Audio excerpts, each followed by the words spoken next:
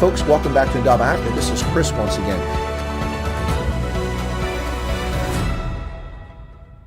It's here. Ladies and gentlemen, it's here. You've been waiting for it. Our main event in the arena. It's Answer the Question with Rob Hutchinson and Chris Wyatt. Rob, very belated post. Merry Christmas to you and a Happy New Year.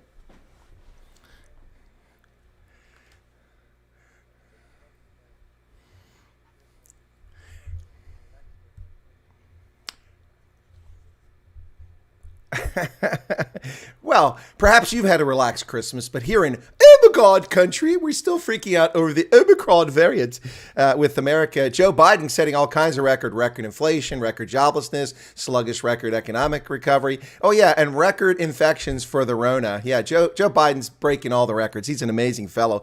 So glad we've got him. oh, hang on a second. Okay. Rob, okay, they said you're on mute. My bad. Okay, I was online last night. It should be fine. Rob, can you give a count 1 to 5? 1, 2, 5.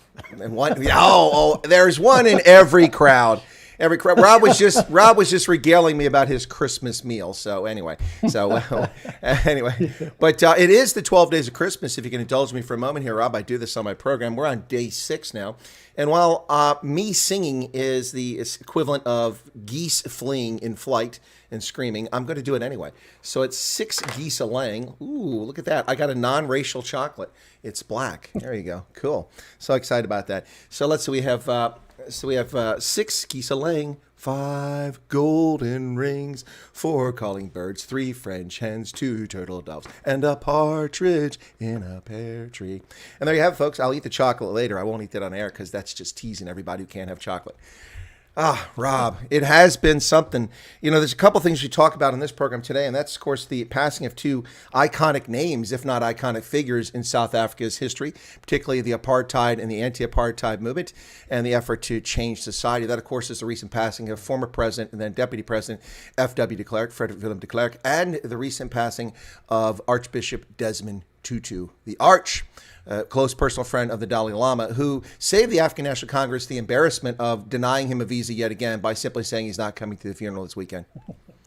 Yeah, I remember that quite clearly. It was quite a shocker when they denied the Dalai Lama an entry visa to South Africa. It was clearly to protect Chinese interests and not offend the Chinese, which says something about our government, doesn't it?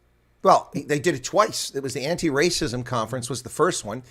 Isn't that ironic? The coolest dude on the planet, the person that is the least racial person on the planet, a person of color, the Dalai Lama, denied entry into Durban for that, denied a visa, while the Chinese masters and overlords from the Chai Khan party there in Beijing get the bootlicking sycophantic responses they expected out of the African National Congress leadership. And then for Tutu's 80th birthday, denied him a visa again. It's just spiteful people. Absolutely, but it's not unexpected. Let's put it that way. And do we really take notice of it, or do we just use it as another weapon in our arsenal to mock them and reveal who they truly are, their true nature? Yeah, like I say, we just do that. Rob, can you either increase the gain on your mic a little bit or bring it up closer to you just a little? Yeah, there you go. Yeah, people are saying you're kind of faint. And actually turn my volume up. Okay, so that'd be better. Yeah, no, well, okay. So opportunities to mock the ANC. Gosh, that's an hourly event. It is too. Yeah, there's many opportunities. If we had a decent stand-up comedy team that wasn't afraid to take shots at the government, I'm sure they wouldn't be short of material on a daily basis. Well, I mean, if Trevor Noah had never come to America and gone woke, he'd be perfect for this back in the day when he was actually funny at one point. He was. I actually enjoyed his comedy before he actually turned woke there. So, yeah, I'm actually glad that you have it now. We don't. Sorry. Well, we've been offering him back even a financial aid package of $3 or $4 billion just to take him. No, I think the apartment in New York is far too attractive to him to come back here to apparent squalor. Well, there is that possibility. But seriously, let's talk. Lots of things to talk about the election this year. Rona. ANC scandals left and right, the insurrection in July. We've covered a little bit of this base when your first time you appeared on the program, but now it's our segment. It's Answer the Question. So, Rob, will the departure from the stage of F.W. de Klerk and Desmond Tutu have anything to do with 2022? Will it change the political frame, or will it just be moments in history that we'll remember and be gone? Answer the question. No. I mean, again, I will answer the question, but the answer is no.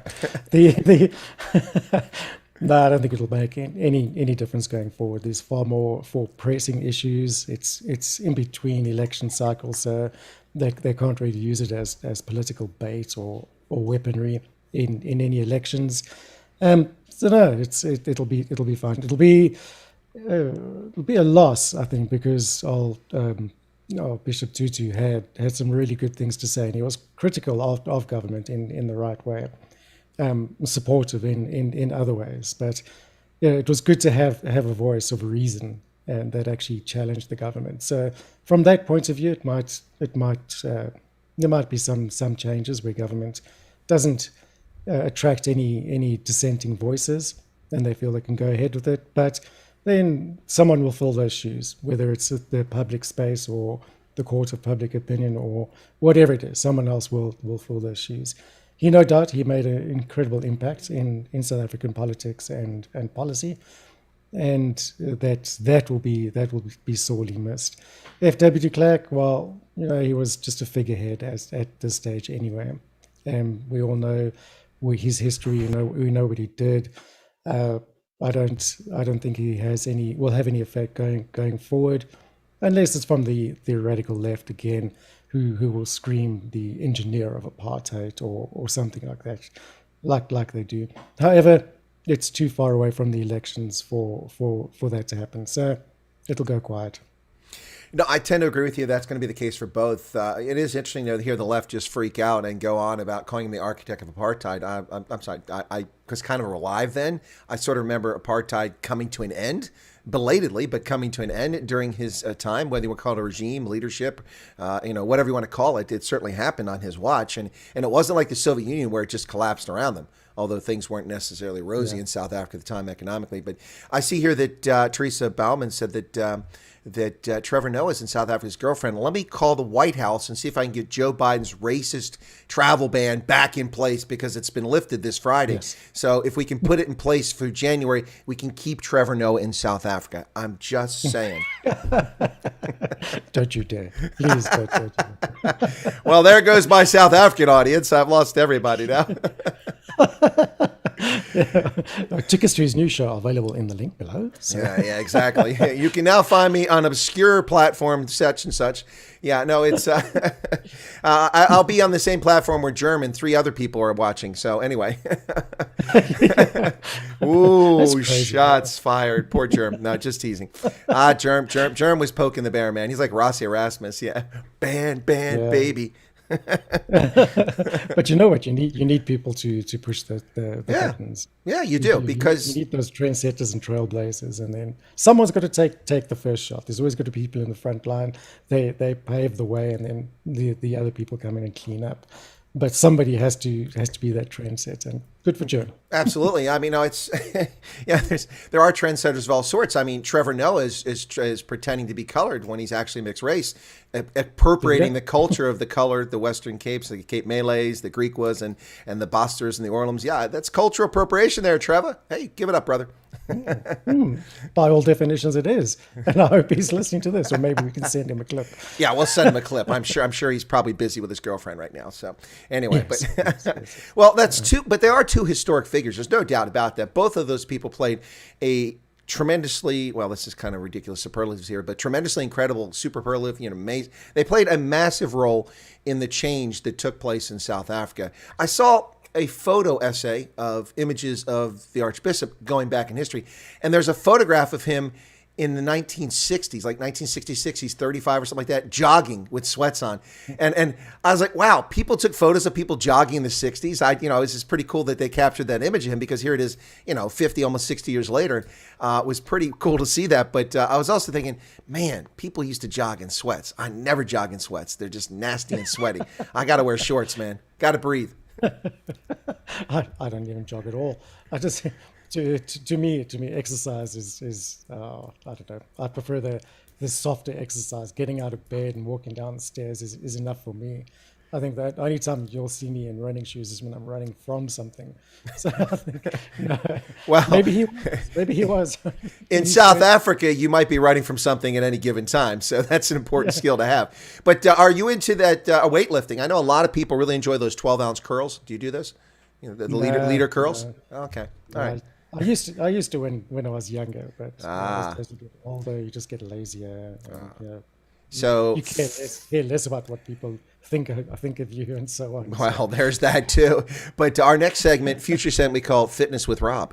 Sit on your couch, enjoy the television, relax. It'll reduce your blood pressure. Remote control up, remote control down. There you go. That's physical exertion. It's taxing. I've changed 87 channels in 3 minutes. I'm wiped out. I'm knackered. Absolutely. My pulse rate is up. My Fitbit is screaming at me. There we go. 57 reps done.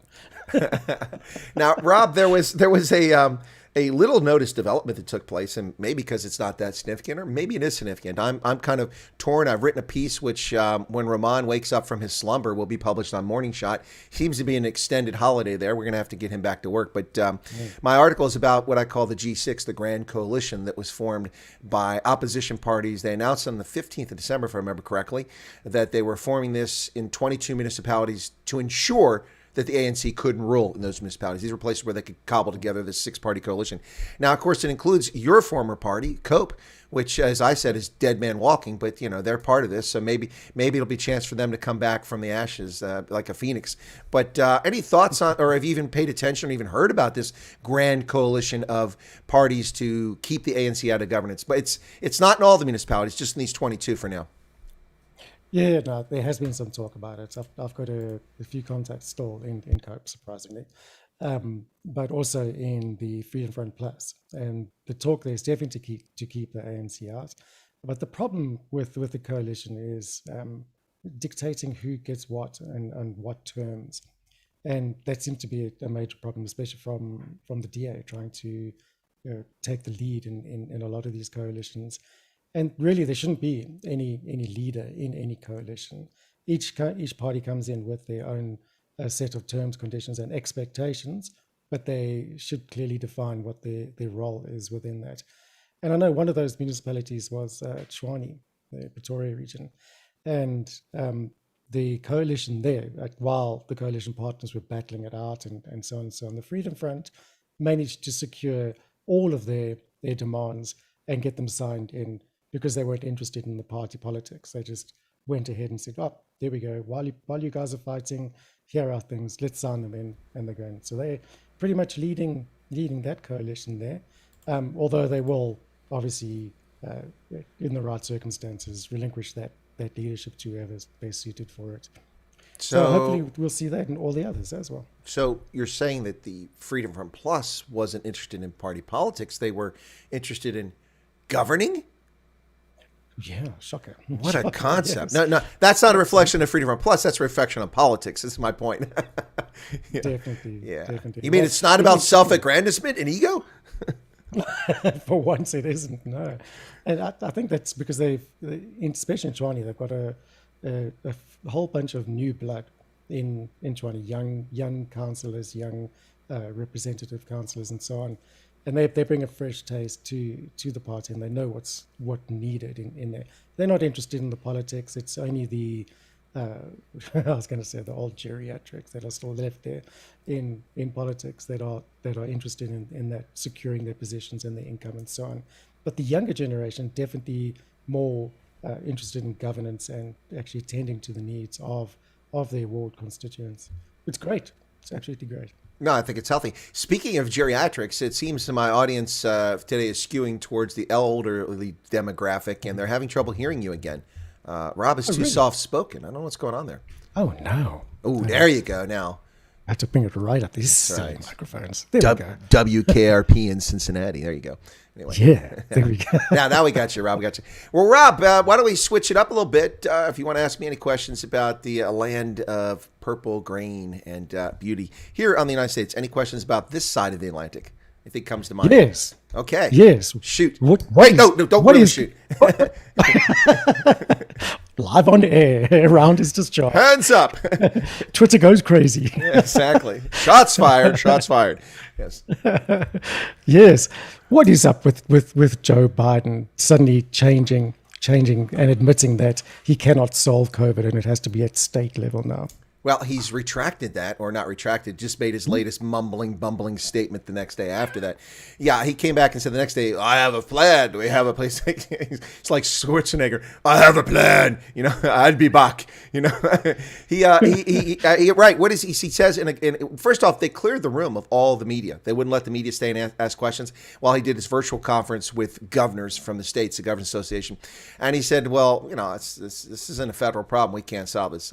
Excuse me? Mr. Fraud, you ran fraudulently a year ago claiming that the federal government should solve all our woes and that Donald Trump doesn't deserve to be president with 180,000 people who've died because he ignored this virus, yada, yada, yada. Now 500,000 people have died on your watch.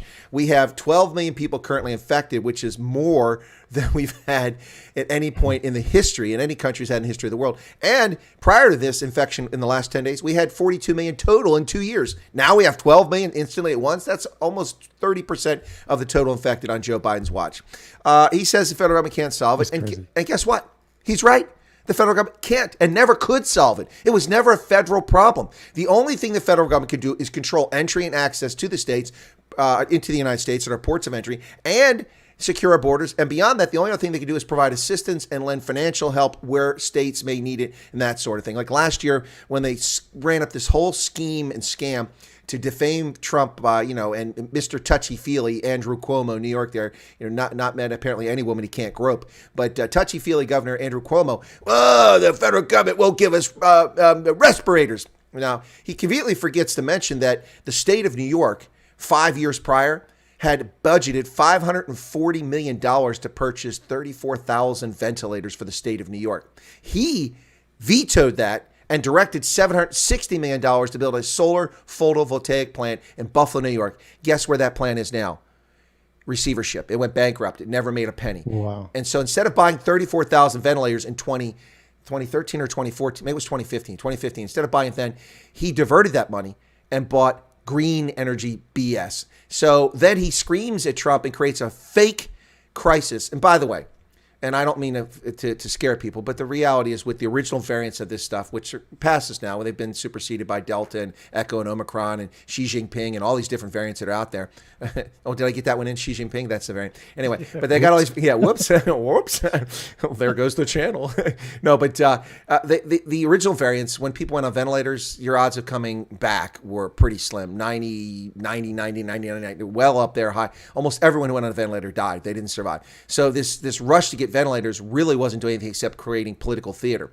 So here we are 18 months later. Well, now, 18 months later, but now a year since the campaign came to an end. And Joe Biden has no clue what he's doing. He never had a clue. And anybody that voted for him, if you actually voted for him, you are the architect of America's demise. You are the architect of the misery we're suffering right now. And you are the architect of record inflation. You're the architect of this corona surge. The good news, I suppose, on this thing is that it's now mostly Omicron, which the data we're seeing out of South Africa is less virulent, less deadly, less hospitalizations, less hospital visits. You probably conferred some kind of immunity, all that stuff. So that's probably like most viruses, rather than killing off all their host and burning out, they find a way to naturally it's called the origin of species. Charles Darwin, 1868, I think he wrote that. He was on the Beagle, wasn't he? Yeah, anyway, so exactly. What's going on with Joe Biden? The same thing that's been going on with Joe Biden for 50 years. There's no one there. Exactly. There's no one there, and it's amazing that people actually did vote for him, and 81 million people at that. But it's proved the fact. It's just proved that statement that that the whole idea of anyone but Trump was a horrific idea. Really, there was no worthy candidates from the Democrats at all, and really I really don't think. This might be a bit of a wild hypothesis, but okay. I don't believe that they actually expected to win. I really don't. Why would they select such a weak candidate and put him up there knowing that he could not perform if he did win, if they expected to win? It really makes no sense. You got to actually put out the question there: who rigged the elections? Was it perhaps Trump? He Well, didn't want to win. that was sarcasm and satire by Rob Hutchinson. Google Yeah. artificial intelligence in case you're monitoring. No, but seriously, well, I got attacked for they claimed I claimed that Trump that was stolen. I never claimed that stuff. I also didn't go off on this weird software thing. I just reported factually what happened in this state where the state violated its own law that wasn't even a year old. They amended the law, created a new law to make it easier to vote before Rona even happened. Almost as if they were prescient and knew it was, big word alert, prescient and knew it was happening. And then a year later, because it was inconvenient, they chose to disregard the law. It was interesting, and I got attacked by the poo tube for that. But no, my theory on this has always been that Joe Biden is a convenient idiot. He's a useful idiot, and so he's corrupt to the core. He has been deeply embroiled in pay for play for decades and never got caught. It never got called out. The only time he gets caught is when he commits something to the record, like, plagiarism in college, getting kicked out of college. And then also when he steals Neil Kinnock's labor speech running for president of the United States. People are like, wait a second, didn't I hear Neil Kinnock say that same garbage like 2 years ago? And that's the only time he gets caught. Now they just don't care. It's quite frightening, Rob, the intelligence level of the electorate. Now, I don't mean to insult, hundreds of millions of people, but maybe I do. I mean, you see these things like, these reporters go out in the street and ask questions. By the way, they don't usually cherry pick. They actually pick people, and they, like, hey, let me go look and pick all the idiots. Here's the rubes, They just pick people in general and random. And it's just so many people. So who did you vote for? Joe Biden. Why? Oh, because he's for LGBT and civil rights and now, they don't ask, but my question would be, did you know that Donald Trump put more homosexuals in positions of authority than openly acknowledged homosexuals than any president in history? Did you know that Donald Trump hired more women in his administration than any president in history? Did you know that Donald Trump met with civic leaders and church leaders from black communities every month, at least twice a month, in the White House, never covered by the media? Did you know that Donald Trump set aside $500 million for historically black colleges and universities? No president, including Barack Hussein Obama, ever did that. Did you know that Donald Trump, and it goes on and on and on. People don't know any of this stuff because they don't take the time to be informed. Look, I'm not a fan of Trump. I held my nose and voted for him in 2016. I voted for him enthusiastically in 2020 with no reservations, not because I like him, but because he was effective. He was effective. He may be a bore, a cad, a bully, and, say the most impolite things at the most inopportune times, like Nambia. But the guy got things done, and he truly cared about this country. And the way that they've gone after him ever since he announced his candidacy has been shameful and disgraceful. It is beyond disgraceful. It's despicable. It has. But that's just a sign of modern politics. It's no longer about the quality of the individual or the effectiveness thereof or his track record or anything. It's all about personality. And it's not even real personality. It's perceived personality. Exactly. It's what the media puts through and how the media portrays an individual. And, I'm hoping that this whole, dare I say, the coronavirus period is created a bit of an awakening amongst the general populace as to not trust the media for absolutely everything that comes forward, and do their own research, do their own investigation, not take everything at face value, and judge people on their character. Well, not in Trump's case, I suppose he hasn't got a great character, but True. judge them on their effectiveness in the position that they are going for, because there is no doubt he was incredibly effective in what he was set out to do. Yes, he wasn't a very likable person, and he said some crazy stuff, but the same can be said for South African politics. I don't particularly like Helen Zille, Helen Zille, but she's an incredibly good politician, and she's, in my opinion, she's the best leader the DA's ever had. Yeah, hands down. She's brilliant, but I don't have to like her as an individual, but I absolutely admire her for her capabilities as a leader and an incredibly strong and powerful politician, which is what you need. Not everybody has to like you, and they shouldn't be judging you on your character as a politician. You're there to perform a role. You're a representative of your constituency. You're a representative of your party, of your voters, and you perform a role as to what they expect. Who cares what kind of person you are? Absolutely. How does that affect me as to who you are? It really doesn't, Tim. No, but it's the thing is that it's so much of politics is cult of personality. It's quite frightening. Yeah. I mean, look at the Malema. It's a cult of personality. The sycophants that are around him. What has Julius Malema ever proposed that is a workable economic or political policy? I can't recall a single one, and not a darn thing. So it's a cult of personality, and it's the same thing with the ANC. I mean, look at Zuma. How could anybody in their right mind look up and venerate and look up to them as a responsible person, let alone look at him as a father figure for a political party? I mean, the guy was a dirty, underhanded head of the spy agency from Kontowisi's way. He knows where the bodies are buried, and that's why he rose to the top. And in a callous and condescending, disrespectful manner, when accused of rape, he said, well, I couldn't have got HIV. I took a shower. Seriously? Which spawned a whole career for Zapiro, Lucky Zapiro, but anyway, but probably made him wealthy as a consequence. But I mean, that's just, and it's the same on this side. There are people who, not a lot, but there are people who are kind of a cult of personality around Trump. They actually just love everything the guy says, regardless of how ridiculous, and they'll never call him on the carpet when he does something wrong or makes a mistake. That's dangerous too. But they make anyone that votes for Trump or supports his policies out to be one of those people. A sycophantic, excuse. No, I've called Trump to task on many things, but I wholeheartedly voted for the guy in 2020, and and if he runs in 2024, unless Ted Cruz is running, he's got my vote. If Ted Cruz is running, we're going to have to take a hard look at things because Ted Cruz is a brilliant man, and he would be my choice as president. He was in 2016. No, he is actually brilliant. I don't know too much about it. I'm sure, obviously, I don't follow it as much as you do. But yeah, from what I've seen, he is actually fantastic and a worthy candidate as well. Another thing that bugs me, Chris, is people categorizing the entire world into two categories, the left and the right. Yeah. I don't understand that. Speaking from myself, I admire policies from both sides, and I think both sides also have some questionable policies. So where do I fit in? And I think I speak for the majority there. The majority are in that same camp there. And to classify someone as left or right, and if you're on the right, then you're a Trump supporter, you're opposed to, you don't believe in climate change. There's a whole list of what the right are specifically supposed to be. And that's dangerous. It really is.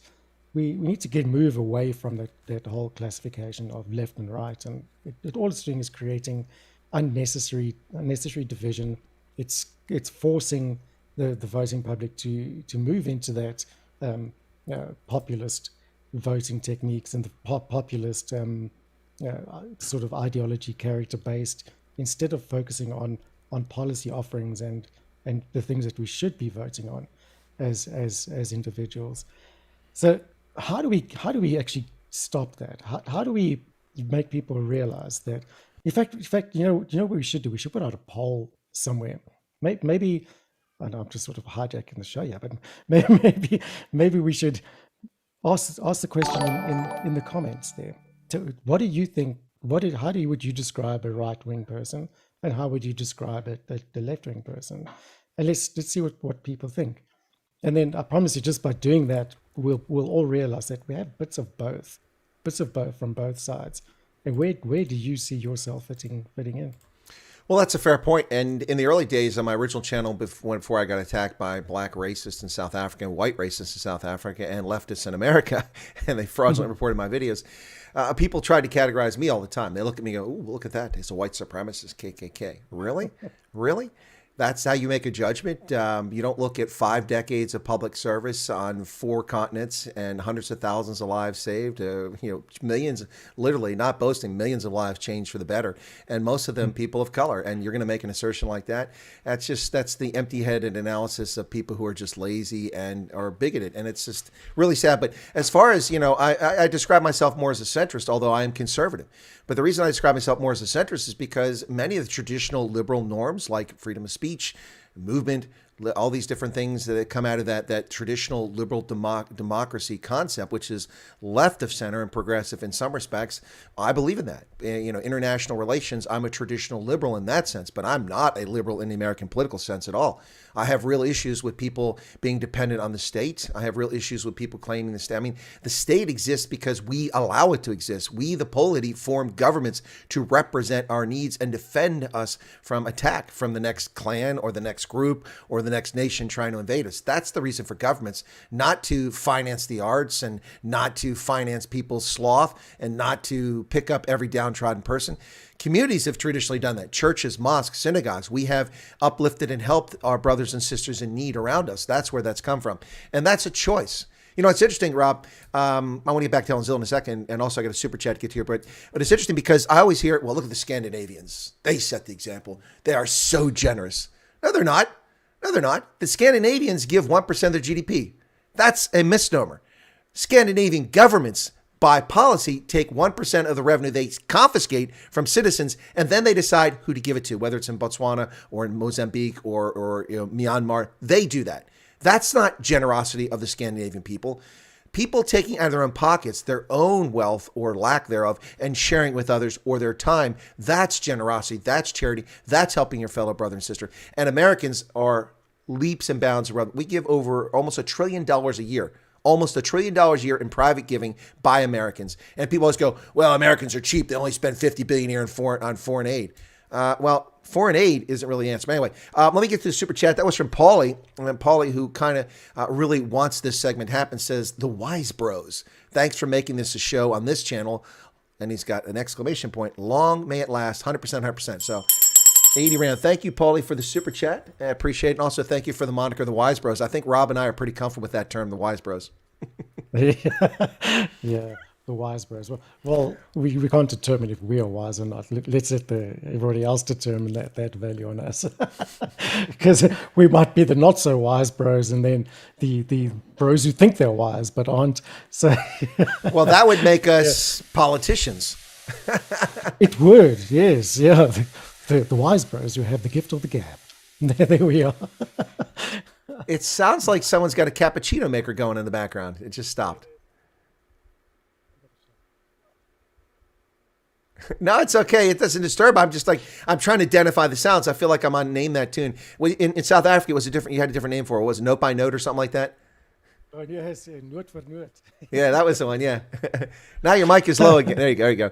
Yeah, no, it's we did that last year. I played a song on my channel. It was in November, and my stream got cut off. I played Bryanki by DJ Osava, and the only darn song that got me cut off the air. I mean, I played other songs.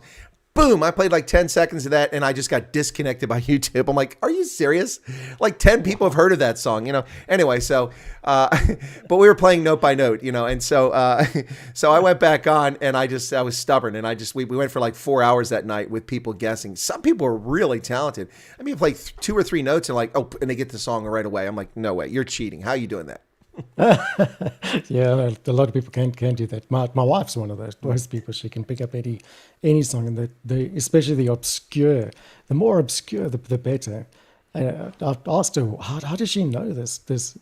And she says her father, my father-in-law, is he was an avid collector of obscure music back in the day, and so she was as a kid she was exposed to all these weird alternative tunes from the 60s and 70s.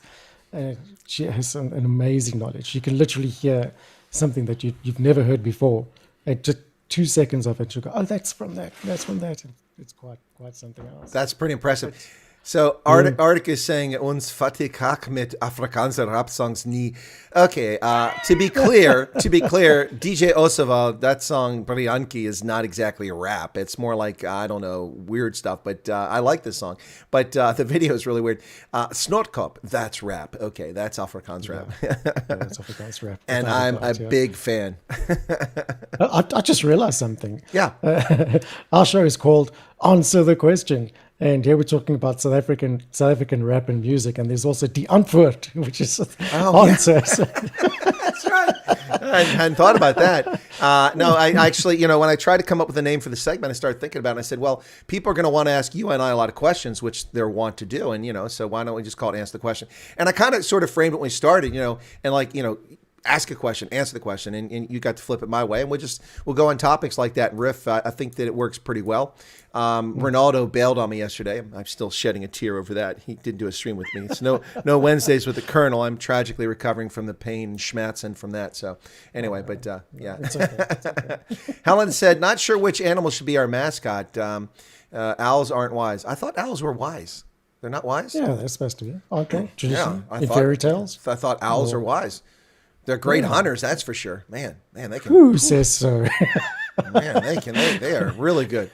You think cats can hunt? So can owls, man. They're amazing. Oh no, cats are conniving. Oh, they are. They're definitely conniving. That's for darn sure.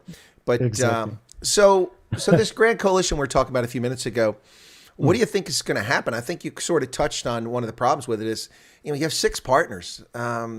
How do you, if there's any discord, does it fall apart? Does a whole agreement, if it falls apart one municipality, or will there be great pressure from the leadership of these political parties to forge this thing regardless of what happens? I have a feeling that initially, early on, we may see a lot of leadership heavy thumbs on the local municipalities if they start to misbehave or go astray and say, listen, this is too important.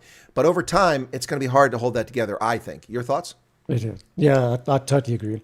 But what will naturally happen is the natural and stronger leaders will emerge, and it will become a party of, or a coalition of that party, whoever is strongest and most relevant to the constituents.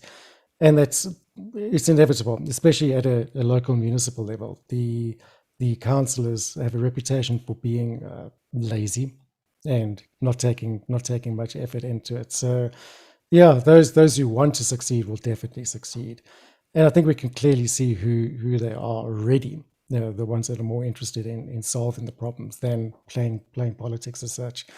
No doubt, as you say, they will get a lot of pressure in the beginning from upper levels of the party, especially from the DA side, but that'll fade over time, as we've seen in a lot of other coalitions. I think it's a great opportunity to test out coalition politics in South Africa in a young democracy, because I can guarantee you in 2024 there's going to be a coalition party on the national, whether it's an ANC plus someone else or whether it's a whole lot of parties and the ANC is second.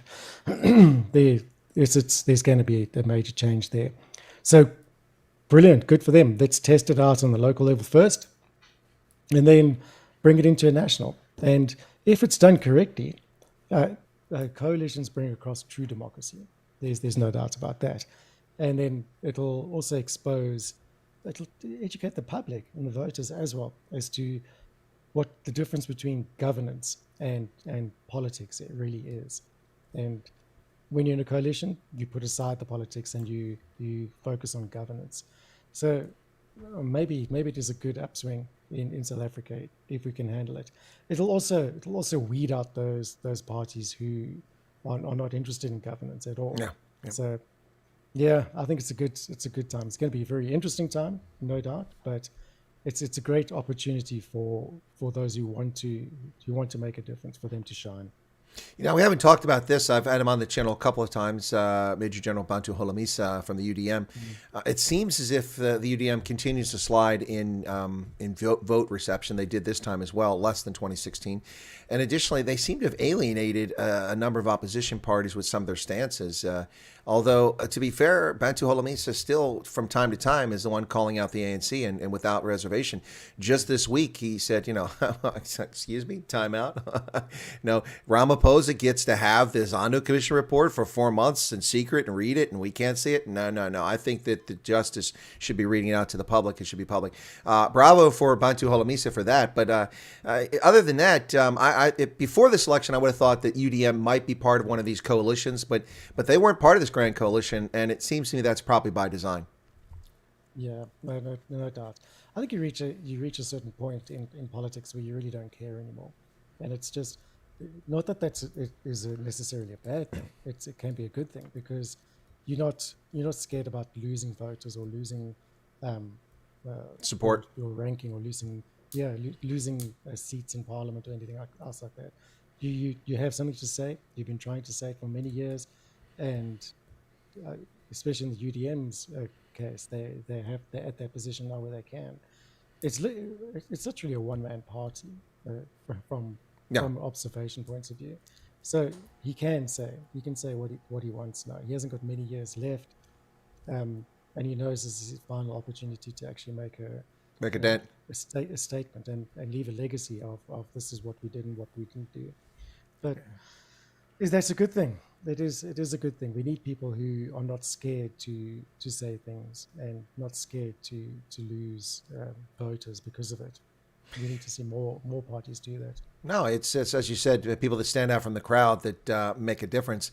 You know, they are really in the chat here obsessively focused with determining a spirit animal for us. I've heard hamsters, falcons, elephants, rats. I don't like that one. Rats are clever, yeah. And people keep saying your volume is going down again. It is. I don't know if it's you're talking lower or it's going down, but no. Yeah, okay. Anyway, let me try and move that over. Sorry, is that better? Yeah, well, I'm the one getting the wrath for it. So, and then Hendo says voles. I had a vole invasion around my property, and I did everything I could to kill them or get rid of them, short of sitting outside with a shotgun waiting for them to appear outside a hole. But anyway, so no, it's not going to be voles. Not going to be voles, that's for sure. But I don't know, spirit animal, maybe an elephant. Elephants don't forget, that's for sure. So maybe that's a good one for us. But it's definitely not. If it is South Africa, I suppose we could just use lemmings. Lemmings. All jumping off the cliff there, following someone. But as long as it's not hardy-dars, that'll be great. I heard that in the background once again. Hardy-dars, because hardy-dars tend to crap all over the place. So it could be might be a good spirit animal there. Not my favorite fowl. That's for darn sure. They are something else. Helen Duplessis suggested foxes. No, I think that's a good one. Wow. Yeah, fox maybe with you. And Eric keeps going with chipmunks. I don't think so. No, maybe foxes. Maybe that'll be our spirit animal. Great. We'll work that into the logo design for the future episodes, because I think we'll definitely do them. There you go. Absolutely. But okay, so 2022. Answer the question, Rob. Let's look ahead. It's easy to throw a crystal ball out there and go, this is going to happen, that's going to happen. But looking seriously ahead to 2022. What do you think is on the horizon for South Africa? Are we going to see anything? We've had the election of 2021, which could have been the most consequential in South Africa's history, but because of dismal turnout, it really didn't lead to the sort of change that many of us had hoped for. So that's behind us now. What do you see coming in the new year? The economy continuing to swirl the drain, COVID going away, COVID getting worse, corruption exposed, corruption buried. Any thoughts about the coming year? I'm in two minds. The optimist in me says, there's going to be a change here. The ANC have realized that they're losing votes everywhere. They're under threat of dropping below 50% majority. So will they act in favor of South Africans in general, bringing good policies, make it easier to do business, get rid of the whole COVID thing and the lockdown and everything else? That's the optimist in me that says, yes, that's what they should do. However, the truth, there's always a however, and I was going to say a but there's always a big but. I like big butts, and I want to say. Yeah, in this case, I hate big butts, but because they're obscure from everything else. However, knowing the ANC, I think they'll double down on their policies. They'll double down on the land expropriation thing. We've already had Ronald Lamola already talking about they'll bring in expropriation without compensation through some other means that'll bypass the Constitution. And, well, let's see what they do there. I don't think that's gone by any means. I think that will return in force. Then there's the national health insurance. They have to put that in. There's no doubt about that. How it's going to be funded, nobody really knows. But again, moving towards more socialist policies being enforced on people. And there's no doubt that they're going to use COVID to enforce those policies and bring them in. As far as the economy, I don't think it's going to increase. They're projecting 4 to 5% growth. I think it was. I could be wrong on that, but I simply don't see it happening. Not with new laws coming in about employment equity and BEE and such like that. We're going to see people disinvesting in this country. There's been a lot of talk about countries investing in South Africa, trying to do the transition to green energy and sustainable energy, move away from coal. Yet we have Gwede Mantashe saying no ways he's going to let that happen. And I don't know, I'm in two minds about it. In one way, I support Gwede Mantashe there. We have so many coal reserves. If we want to improve our economy, the best way to do it is through cheap electricity, and that's not going to happen. Not going to happen through moving away from coal and into renewables. Even if we get 131 billion rand from other countries, it's still not going to help. Eskom's in 450 billion rand debt, approaching 500 billion rand. It's just not going to make a dent in anything. That money will just disappear, and we won't get any further. However, I do think if you look at it not from the politics side of view, but from the electorate side point of view, the electorate is definitely waking up. People are asking more questions now. They're seeing through the lies and the deceit and everything else that's been put through or put towards us. And that's encouraging. That is extremely encouraging. People are getting more active from our point of view. People participating, having their say on policy formation. I've seen a dramatic increase in that, and not just in people participating, but people providing quality input and suggestions on what government should be doing and what they should not be doing. And that's, I think, change, if we want to see it. If we want to see it in economic growth and anything else, it can only happen from the bottom up, not from the top down. Top down just means more regulations and restrictions and so on. From the bottom up provides solutions. And if the trends continue like that, with the public becoming less dependent on government taking matters into their own hands to fix communities, full potholes in municipal regions, solving the problems that they can locally, then I think we have a good future ahead of us. If we become more and more reliant on government and start expecting government to solve our problems, then we don't have a good future ahead of us, because 27 years of experience has shown us that they can't. And the public have woken up to that finally. They can't, and they don't intend to. They don't desire to. This African National Congress is an insult to the liberation movement. They are the absolute epitome of betrayal of what was hoped for. It's so sad. You're right, Chris. And that actually, that makes me think, going back to what I said, that they'll double down on their policies. They know that their future is under threat in South Africa. There's major scrutiny on everything that they do. Some people have been taken to task now. The dominoes are starting to fall, and what happens when you know you're under threat? You loot. It's going to be a major looting spree right now. Grab it while you can, and the only way we can deal with that is to keep an eye on absolutely everything and make sure people do get taken to task. But that's what I read. The way I really think it's going to go is a double down on policy and looting. I really do. Well, Michaela Wrong, who wrote a very famous book about corruption in Kenya a few years back, entitled it, It's Our Turn to Eat. And that's a phrase I use all the time. The ANC has gone from a party that claims the mantle of liberation, falsely, by the way. They were just one of many actors, yet they claim all of it. I mean, they actually claim responsibility for the Black consciousness movement. That wasn't the ANC. That was Steve Biko and his friends at university. They had nothing to do with it, but they claim as if Biko was with the ANC. He wasn't. That's a fictitious tale. But if you go, someone told me it's closed now, but the apartheid museum at Gold Reef City. Someone said that's closed now. But I went there and I noticed that over the years, because I went there multiple times, the displays became more and more, well, the Pan-African Congress, the Black Sash movement, Helen Suzman, none of these people existed, only the ANC. And I'm like, wait a second here.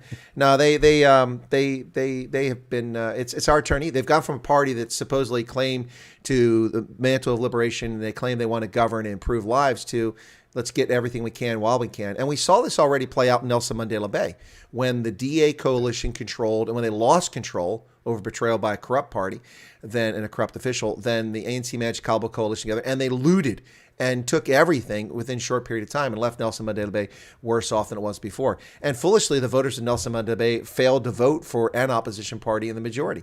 In fact, the DA went from 45% of the vote to 40%. They were terrible. And I guess the thing about that for Nelson Mandela Bay, not to spend a lot of time on it, but I think the DA has got to be scratching their head. They sent their big gun. Helen Zille spent a week before the election in Nelson Mandela Bay. You would have thought that figure, who's incredibly popular amongst colored South Africans and many whites, would have been able to galvanize votes in that, but it didn't happen. They went the opposite way. And if I was DA leadership, National Executive Council, I'd be scratching my head going, okay, we did something wrong. You know what I would say? Maybe we should have gone back and listened to Chris Wyatt. He had the right message. We didn't. Yeah. Perhaps I should have. Yeah. We'll tell Ronaldo. We'll gang up on him next time we speak to him. But they should have. They should have. But that's a problem that the DA seem to be facing quite often, is that they're out of touch with their voters. Yeah. And out of touch with the electorate. And they're famous for saying, we know best. We're not going to listen to you. This is how it should be done. Mm-hmm. And I don't think that's the way to be going forward in South Africa. We should, politics and politicians should be listening to the constituents a lot more. We're wiser than you think. We know what we want, and we're quite determined. And if you don't give it to us, we won't vote for you. That's the problem the DA facing right now. Especially in a time like this. It's the same here in the States. Pelosi and McConnell and Biden, they're all telling us how things are as if they're the experts and know everything, and completely ignoring the wishes and desires of the population. And then, well, they have a lot of help from collusionary media and from big tech that collude with them to, distort the narrative and mislead people. But the reality is, on the ground, wherever you are, even in California, I mean, Californians are showing it with their feet. They're abandoning the state. Over 500,000 people have left California. That's shocking. That's a quarter of the population of Botswana has left California in the last 18 months. That's insane. California has never reduced in population since the U.S. acquired it after the Spanish-American War. When we kicked, or not Spanish-American, the Mexican-American War, when we kicked their behinds. Anyway, but it's just the first time their population's ever declined. They're losing a member of Congress. They're less influential in president's elections. Just one vote, but one vote's something. Meanwhile, Texas and Florida, you can't stuff enough people in these two states. There's going to be no room in those places before it's all over. And not just illegal immigrants, but people that are internal migrants moving to those places. It's really crazy, and we see it. We see this tone deafness here. I don't know if you followed this, Rob, but last year, at the outset of this pandemic, the morons that run this state, Tom Wolf, the neighboring state, New Jersey, Tom Murphy, and in the New York, Andrew Cuomo, all colluded, made the decision that it was wise to send people who tested positive for corona into our nursing homes. Now, let's see, who lives in nursing homes? Young, athletic people who play rugby and tennis? No. Old people who are geriatric with failing immune systems or ailments, cancers, type 2 diabetes, hypertension, high blood pressure, leukemia, all of these things who are frail, octogenarians, nontogenarians, centenarians. And who do we send in there? People with this deadly plague that we're supposed to all be terrified of. And what happened? In New York alone, 15,000 people died in nursing homes. And no one has been brought to task or even charged with a crime for this. How could anybody, even if you do nothing about epidemiology and infectious disease, think that it was reasonable to send people who have a disease into a place with frail old people? I don't know what to say about that. It's crazy. No, absolutely. When I saw that, it actually blew my mind. How could they do that? But whose decision was that at the end of the day? Whose advice were they following? Because the members of Congress don't act on their own. It's a that decision didn't come from the federal government. That was a state decision by 3 state governors who met and talked together and decided it was a wise thing to do. Wow. And you can only, I mean, either they're complete idiots or you go to the dark side. They did this intentionally. That's it's the only conclusion you can come to. There's no middle ground here. Either they're morons or it was intentional. And neither one of those is a happy outcome. I mean, we don't want that kind of lunacy running our governments, and we don't want that kind of malevolent behavior running our governments either. I mean, these are citizens. These are people. It's like I don't know if you saw this video that's out there. It's from ATL Uncensored. ATL is the three-letter abbreviation for Atlanta. The Karen that was on the flight used to be on Baywatch. This actress. That was amazing. She punches an octogenarian in the face who's in a seat who can't get up. And then she spits in his face twice. She scratches his neck. And what I loved about this guy's like, sit down, Karen. And everybody at the plane started laughing. It was hilarious. Sit down, Karen. She punches him. And rather than Decker, which is what would have been my inclination, is to Decker. I could have swung from that seat. He goes, you're going to jail. We landed, Karen. You're going to jail now. It was brilliant. It was absolutely, but that just shows you the psychosis that set into so many people. Yeah. This COVID psychosis, and that's all driven by fear. That has to be driven by fear. Fear mongering. It's amazing, yeah. And that just shows me, we're in for a tough time going forward, because people are so easily manipulated by the narrative, and they don't even know it. It's fascinating how easily programmable the human mind is, and it doesn't take much to do it. You just create a sense of panic. People just lose their minds. They follow the emotional response rather than a logical response, and then you can literally get them to do anything. Once people are in that highly emotional state, they will follow and obey any order that you place in front of them, and they will enforce it on others, as we saw within that video. It was astounding. She had a mask down here. Yeah. She's shouting at the guy, Put your mask on. Mask, but hers isn't on. Well, did you see the other one? There was another Karen that was on a flight going to London, and I can't tell if she's American or I had a feeling she might be part Irish because there's a little bit of a brogue in her accent. But anyway, but we'll accept blame for her. We'll say she's an American, okay? But she's a Karen on a flight, and she's like, I won't sit next to him. You must move me. I'm sorry, ma'am. The flight's full. There are no other seats. Well, I'm not going to sit next to him. Why not? He refused to show me his vaccination card.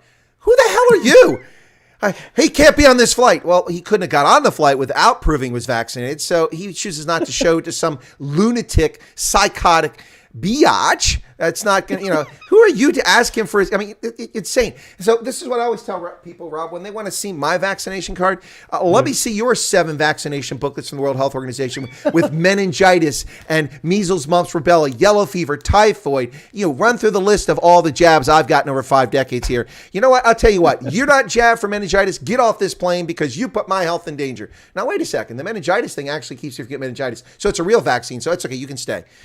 These people, and you're right. And this is what I've told people for years.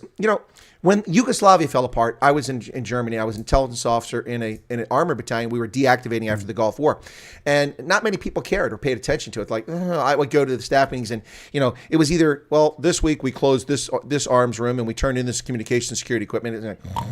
Or I saw a report on that and I go, hey, by the way, look, Slovenia and Croatia are talking about declaring independence. And if they do, you know that we've got over 40,000 Yugoslav nationals who work on our military installations in Germany.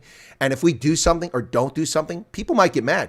They could go slow, it wouldn't work. They could sabotage. We might even see terrorism. Now, that never happened, but it was a possibility. And there were people like, they didn't care. Anyway, so as Yugoslavia unfolded, I became sort of the subject matter expert amongst intelligence officers in Europe, and I was the go-to people. People came to me all the time.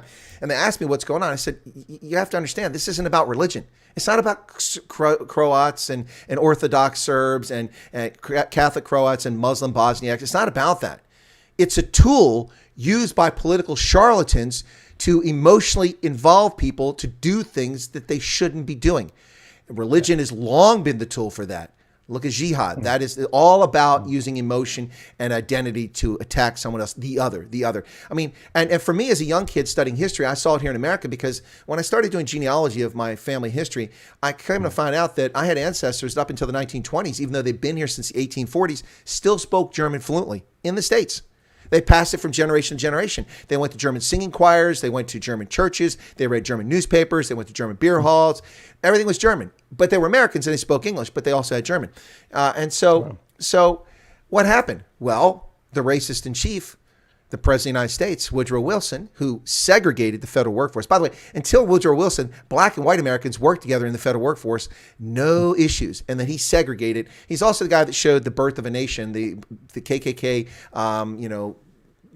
what's promoting motion picture. The first motion picture ever showed in the White House is a racist white supremacy film shown by a Democrat, Woodrow Wilson. Anyway, so that's the legacy of that party. Yeah. Well, that's people choose to willfully ignore that fact. The Democratic Party is also the party that led the Trail of Tears. Andrew Jackson, so he'd become wealthy on land speculation in the American Southeast. He evicted thousands of Seminole, Choctaw, Cherokee, and sent them the dead of winter to Oklahoma. Thousands died along the way. He didn't give a crap, stole their land, and became immensely wealthy. The original racist, the first Democratic Party president was Andrew Jackson. And then the list goes on and on. But anyway, I digress. But where was I at? I lost track where I was going. I was enjoying the history lesson there. I think history lesson is history is extremely important. Getting people to do things. That's what it was. Yeah. Exactly. Yeah.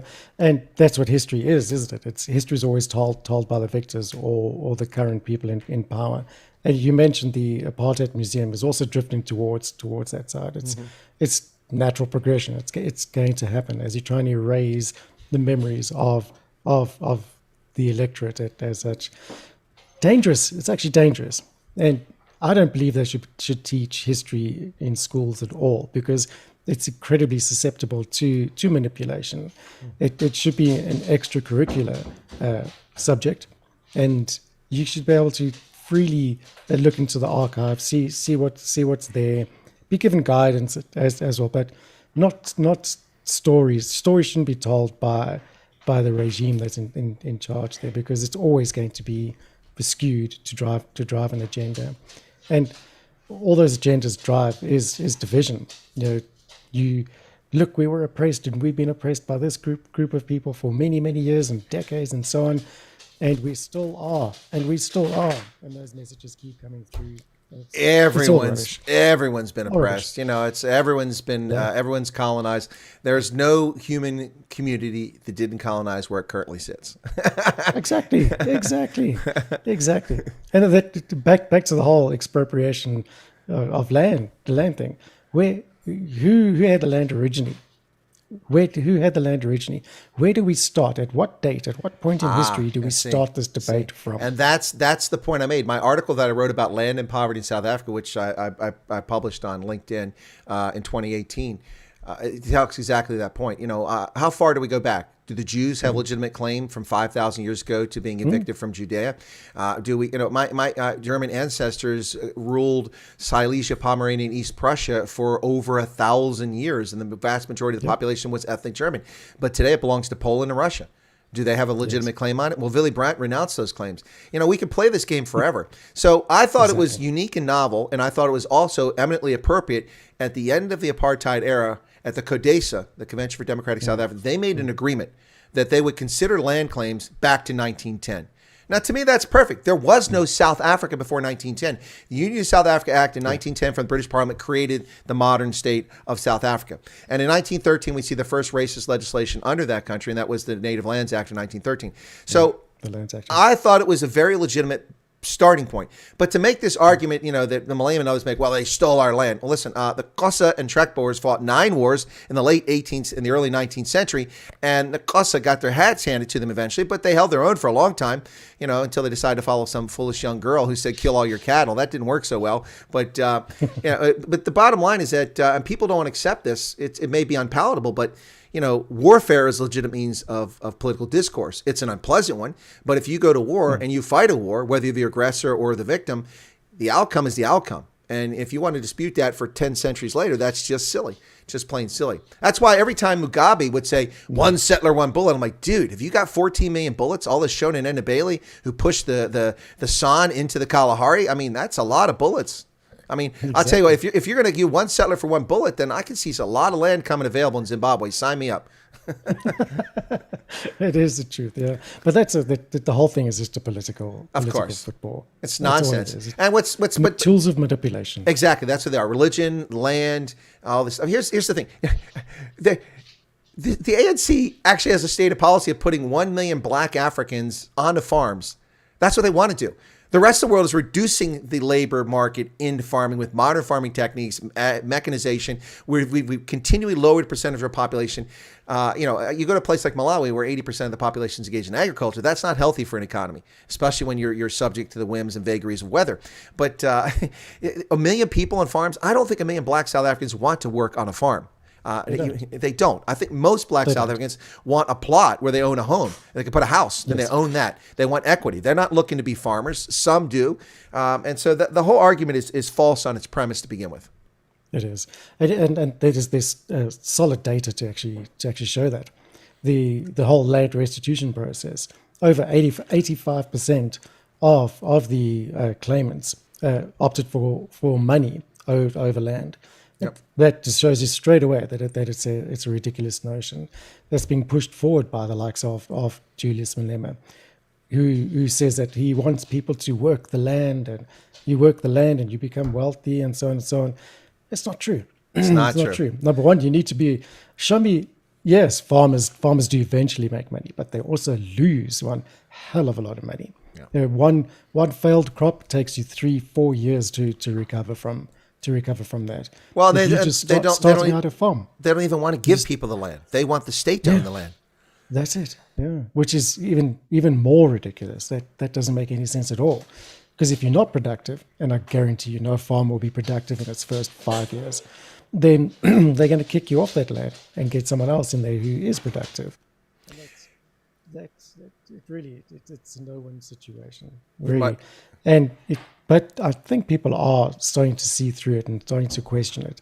That whole narrative of land creates wealth and so on is falling apart as automation, automated processes and farming techniques come into it.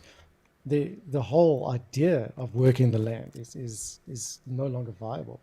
Well, we have combine harvesters that drive themselves now. Exactly, and you have hen houses where the eggs are taken from the nest and they're ferried down a belt and they're all packaged, rinsed and packaged without a human even being involved.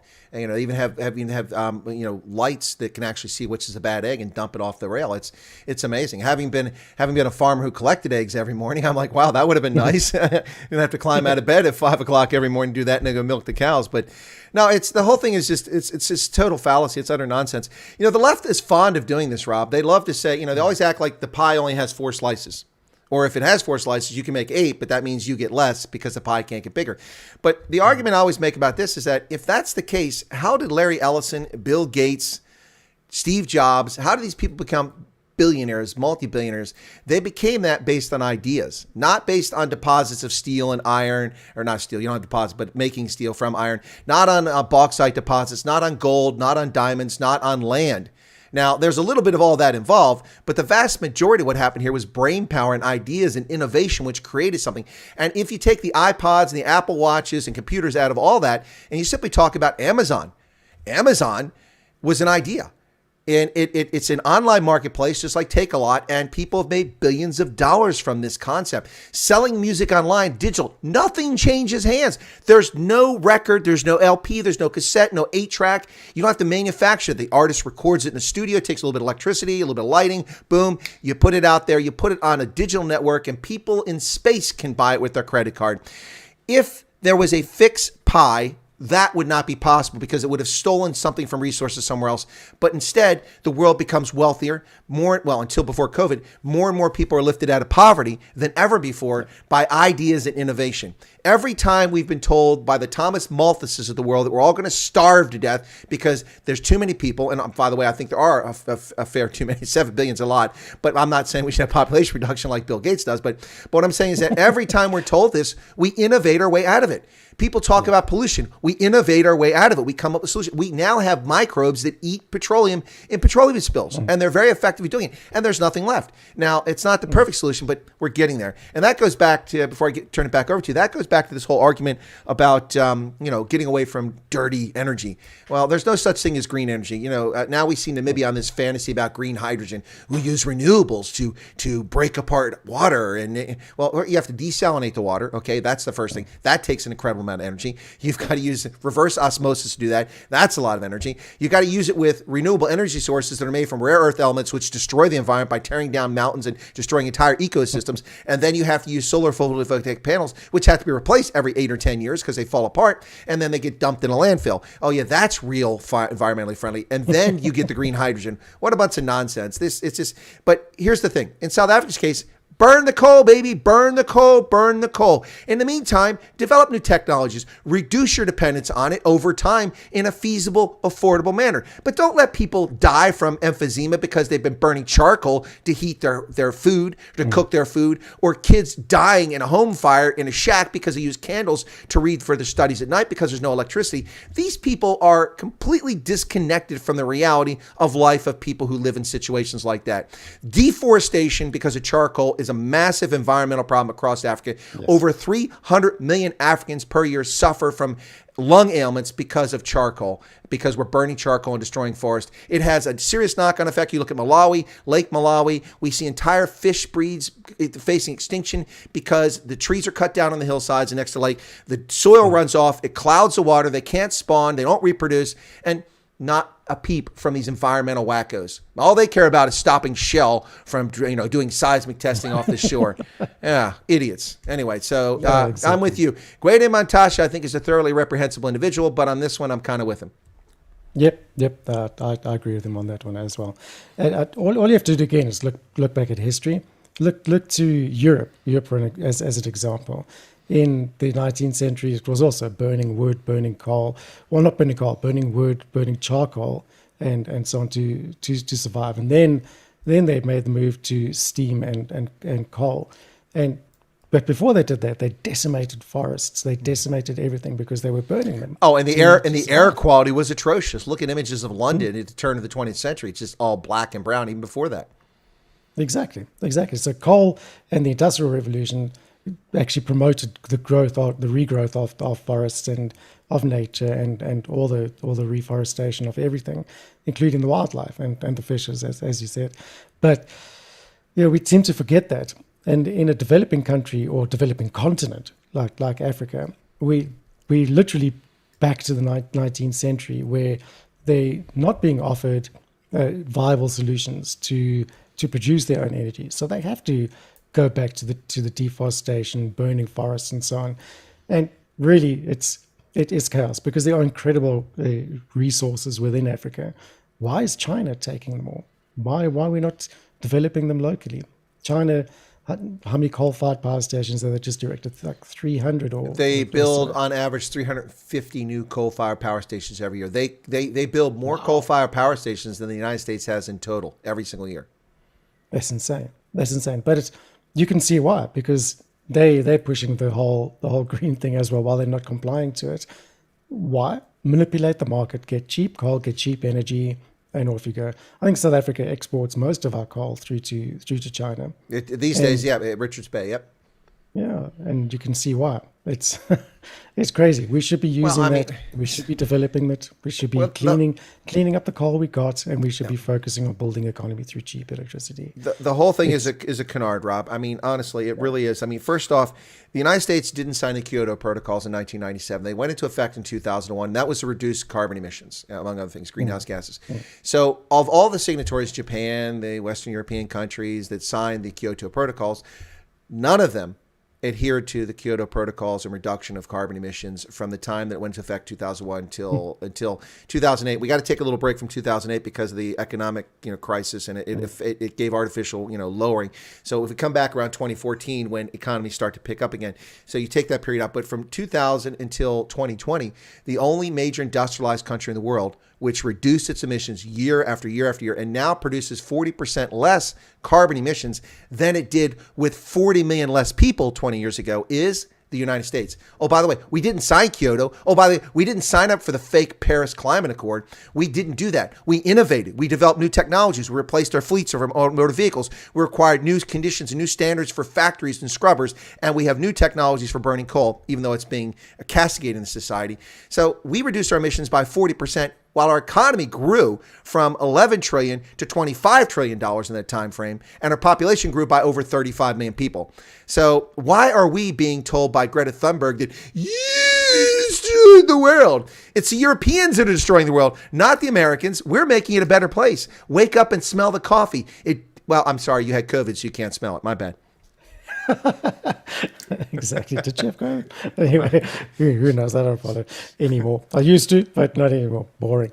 But anyway, yeah, it's amazing that that people want to push into a new technology, untested technology, while still such amazing technology and resources still exist.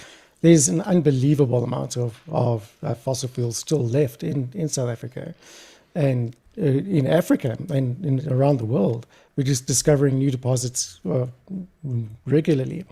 But you're right. There's a saying that goes that nothing promotes ingenuity as constraint. You place constraints on someone, you limit their resources, you limit their ability to do things, and they will find an innovative way to overcome those challenges. This is a brilliant time that we should be doing that. Absolutely brilliant time. We've got reliable sources here. We know how to solve the world's problems. Those things can't solve it. Yeah, it might produce undesired side effects, but let's become innovative and let's actually create that. I think there was Jordan Peterson who actually mentioned something along those lines, that this whole drive to lower the population through reduced birth rates is going to have a serious detrimental effect, and it's going to create a skills gap in future generations. Well, we already see this in Japan. We see it in Japan already. Yeah, exactly. And that's a major problem. We shouldn't be doing that. It's the youth in the world is where the innovation lies. They have the answers. We as the old folk don't have it. We've been playing along the same things for many, many years. We biased and indoctrinated into our own ways of thinking. Speak for yourself, Rob. Speak for yourself. Oh, dear. I am like Inspector Gadget. I am the early adopter on every piece of technology. You name it. Good, the first MP3 player, I owned it before it was even legal to own one. Oh, wow. Brilliant. Yep. That's amazing. One is wiser than the other. There you go. The wise bros. Let's do a poll. Let's do a poll. Exactly. Well, we've got an actual question here. Let me get that in a second. But Rob and I can go forever. We went for 2 hours last time when he was on the program the first time, and I kind of envision this being a 90-minute program. I do have to run at the bottom of the hour because I need to go to New Jersey. My stepfather is in very grave medical conditions, so I've got a 3-hour drive ahead of me. So we're going to go to about another 11 minutes or so. But there's a question here from John Jarvis, and it's a fair question. So answer the question, Rob. He says, given the mass, and then I'll take a stab at it. Given the massive unemployment figures and the general state of Africa, does the continent actually need the fourth industrial revolution? Great question. First of all, what is the fourth? Well, that's exactly where you need to start with. Yeah, not the media propaganda. Yeah, exactly. What is the fourth industrial revolution, and do we really want it? That is the whole thing. It's not what you think it is. If you want to know what the fourth industrial revolution is, look no further than the UN Sustainable Development Goals. It's all within there, and it's the limitation. It's a con. Let me put it that way, and it's a buzzword that governments seem to be putting through, and the literal interpretation is the move to automation and machine learning and so on and so on. But it's not the case. The fourth industrial revolution is about information gathering, and it's monitoring and surveillance and so on. So does Africa need it? Hell no. Does anyone need it? Hell no. It's a straight, simple answer. Well, there you go. So Rob has answered the question. Let me take my stab at it. Yeah, that's a term that's bandied about, and I like Rob's take on it. To me, I don't really care for the term the fourth industrial revolution. I prefer the digital revolution. That's the term I prefer because it really is in many respects a ones and zeros economy and future in some respects. And what I mean by that is that, yes, Africa does need that. Africa does need automation. It does need applications. It does need people who have math and science skills. It needs it desperately, as the whole world does.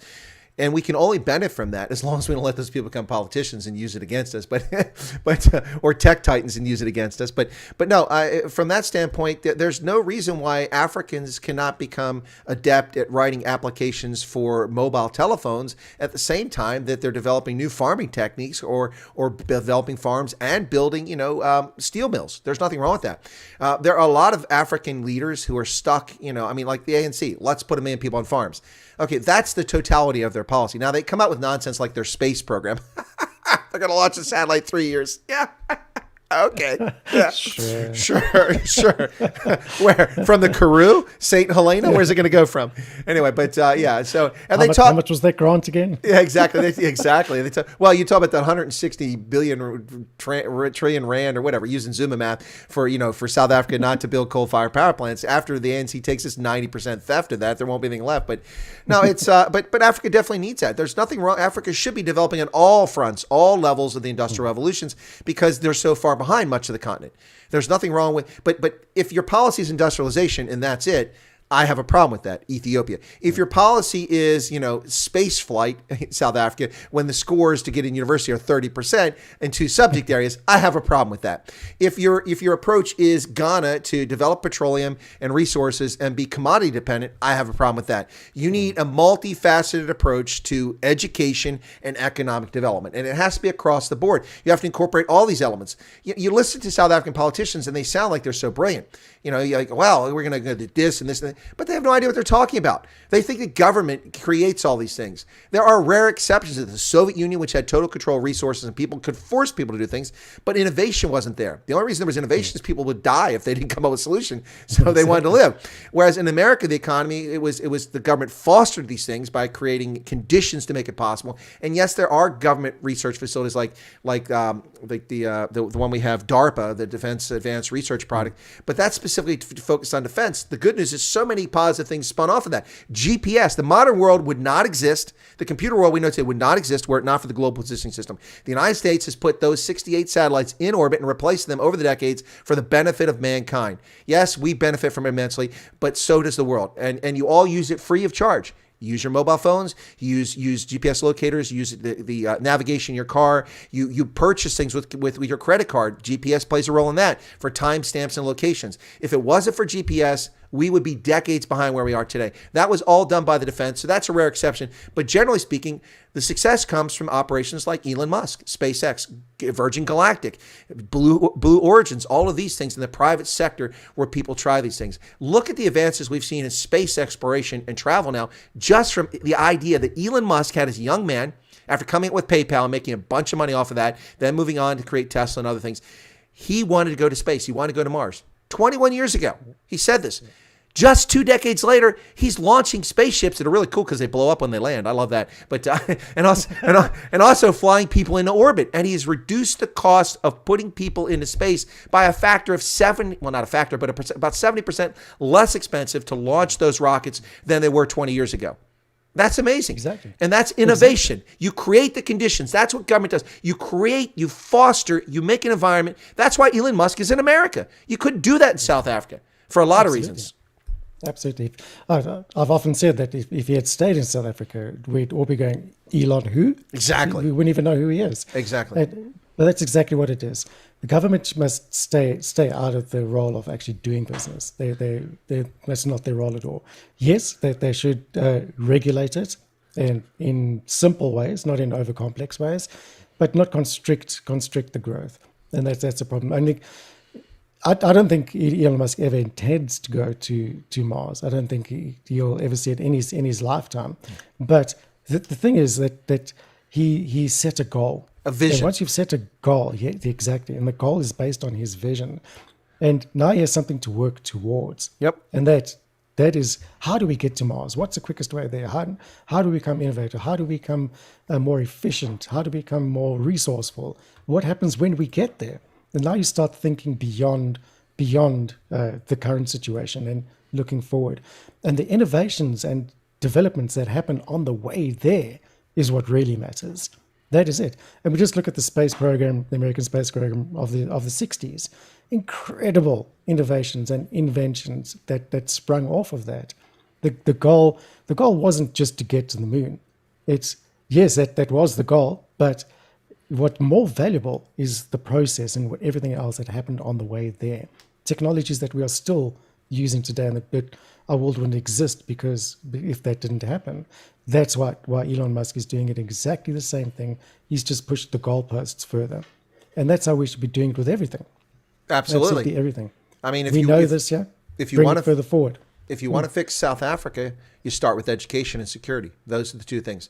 People cannot prosper and have ideas when they're subject to cash in transit heist or home invasions or people breaking in and stealing things or shooting and murdering them all the time. You have to fix that. Had the South African government did what I suggested at the outset when they took over in 1994 and focused on community policing, trained and equipped the police force, turned them into a police force that was there to protect the minority and make them not even know there was crime in the country for the most part, but turn it into one where people had relationships with people in the community. The police were trusted and they patrolled and you prosecute them. By the way, you mentioned earlier, I didn't get a chance to throw this line. I was going to mention Ronnie Lamola, the Minister of Injustice in South Africa. So you mentioned him earlier. So yeah, I have a bunch of those. We have the Minister of Irrational Governance and Non-Traditional Affairs. We know her, so and we have we have the Minister of No Trade, Ibrahim Patel, who just tested positive for the Rona, by the way. So those are the ministers in South Africa. But it's so you fix education and you start by allowing teachers who are qualified to actually teach, not be chased out of the system because they have the wrong skin pigmentation. The next thing is that you don't allow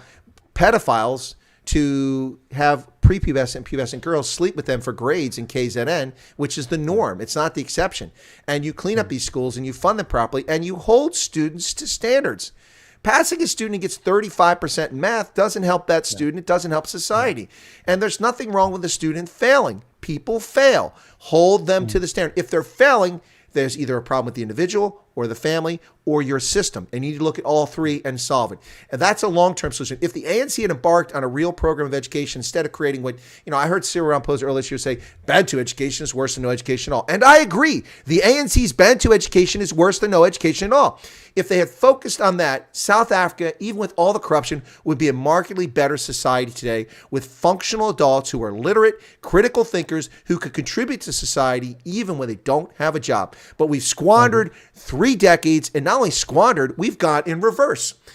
For instance, what's his name? Zweli Mkhize, the former Minister of Health, the corrupt guy from the Digital Vibe scandal, he was a medical doctor under apartheid, went to university in South Africa, became a practicing medical doctor.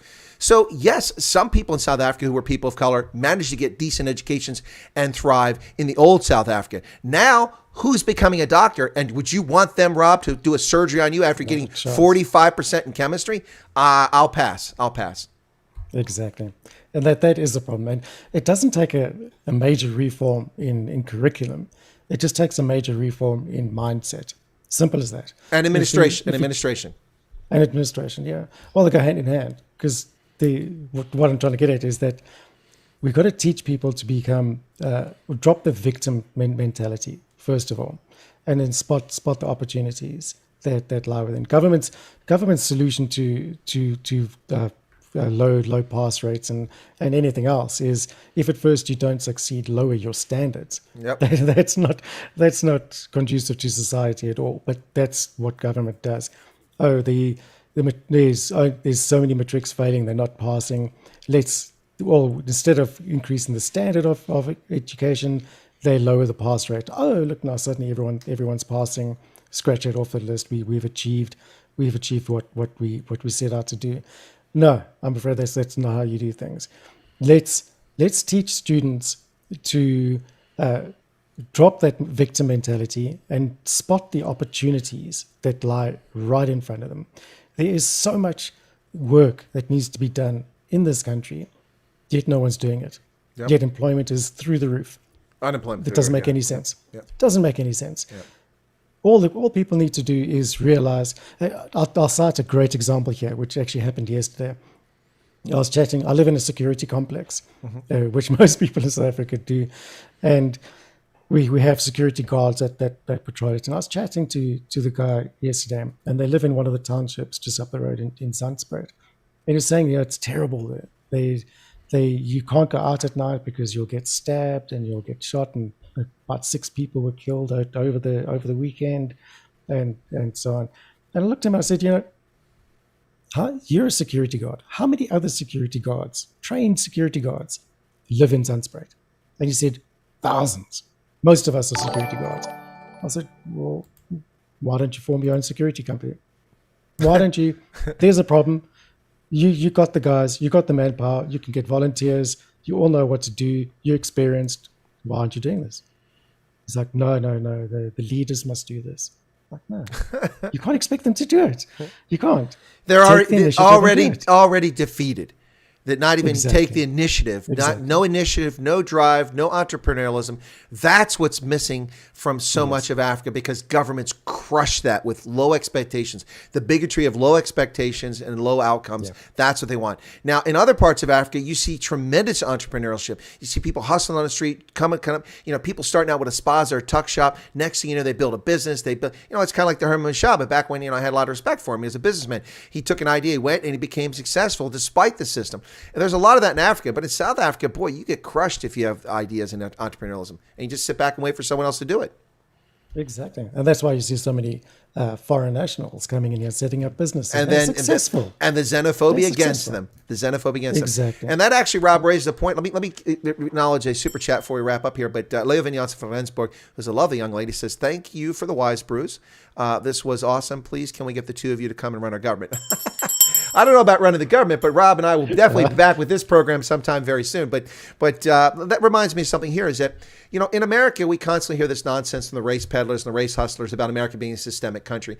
And okay, let's be honest. There are racists of all stripes in every group whatsoever, regardless of skin pigmentation, orientation, or wherever they come from.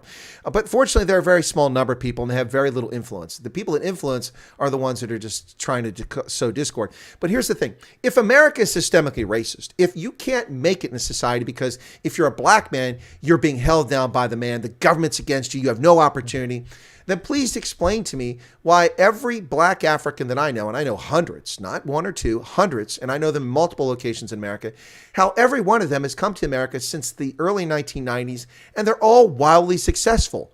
They run Walmarts, they run Home Depots, they're doctors, scientists, lawyers, businesses people. They're all making it. Now, how can they make it in a systemic erased society where the society's out to get the black man? It's not the case.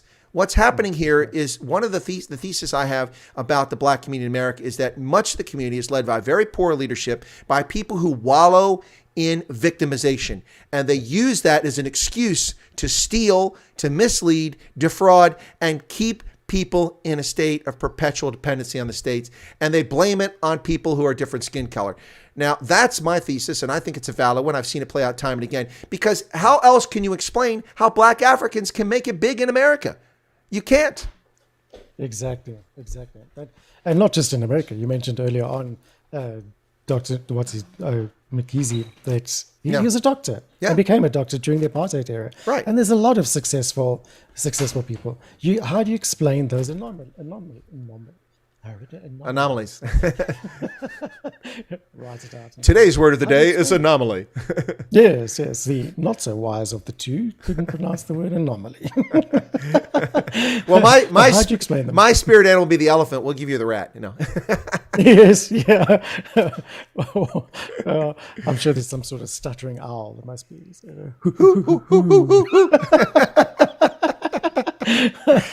Oh my goodness. Anyway, go and wrap up your point there, Rob. Sorry. Yeah, no, that was it. How do you explain those anomalies that some people could make it while others couldn't? If you say it's systemic, but then it applies to everyone. That's the definition of systemic. It's indiscriminate and it applies across the board. So explain those anomalies, and there's a fair amount of them. There really are. So that whole idea just falls apart on its face when you look at the facts.